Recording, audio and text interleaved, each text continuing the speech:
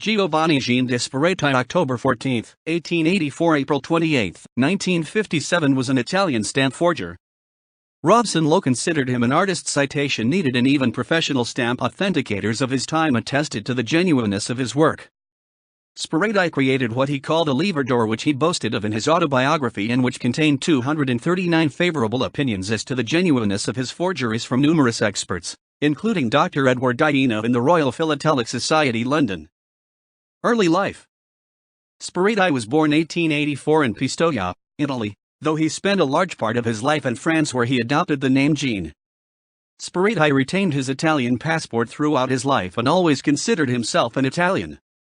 As a child in Pistoia and later in France, Sperati began to collect stamps. He was particularly interested in printing techniques, as well as photography, which was in its infancy at that time.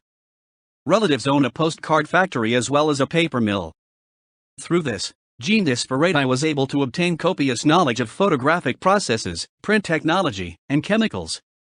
These formed the basis for his eventual career as a stamp counterfeiter. The first forgeries. The first attempts to copy stamps went extraordinarily well. The first forgeries were valuable stamps from San Marino, and stamp experts believed them to be real. Thereupon Sperati began to produce numerous further reproductions of valuable stamps from all over the world.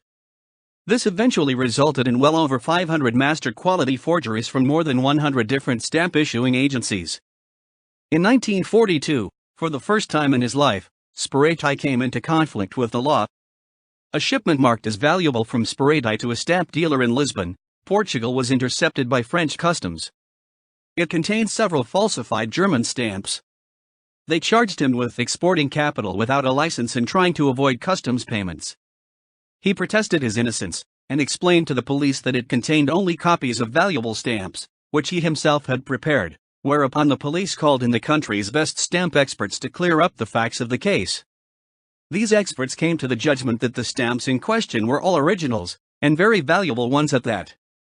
Sperati still managed to convince the police that they were fakes, and was therefore charged with fraud. His trial took place in April 1948. The 1948 trial. To explain, Jean de Sperati tried to convince the court that he had no deceitful intentions in the sale of the stamps. He considered himself to be an artist and not a counterfeiter. Furthermore, he declared to the court that he had merely forgotten to clearly mark the stamps as forgeries, and he promised to be more diligent about such marking in the future. He claimed that he had offered the forgeries of rare stamps at about 1% of the normal market price in order to assist the simple collector to obtain these rarities. Nevertheless, the Parisian judiciary convicted Jean de Sperati and sentenced him to a year in prison, 10,000 francs fine, and an additional 300,000 francs for criminal intentions.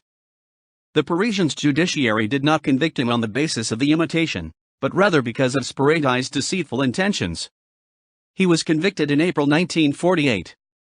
After the guilt verdict, Jean de Sperati did not have to serve his prison sentence on the grounds of his age. He was already over 64 years old. In 1954 he sold all his remaining forgeries as well as all the cliches to the British Philatelic Association. He then withdrew from the forgery business and promised never again to falsify a stamp. His motive for selling the tools of his trade to the British Philatelic Association was to prevent them falling into the possession of someone who would imitate his work. Jean de Sperati died 3 years later in Aix-les-Bains at the age of 73. His life's work. The stamp forgeries of Jean de Sperati are some of the best of the world. Many of them remain undetected in various collections. Jean de Sperati falsified the most valuable rarities of the stamp world. He did this with an inimitable precision.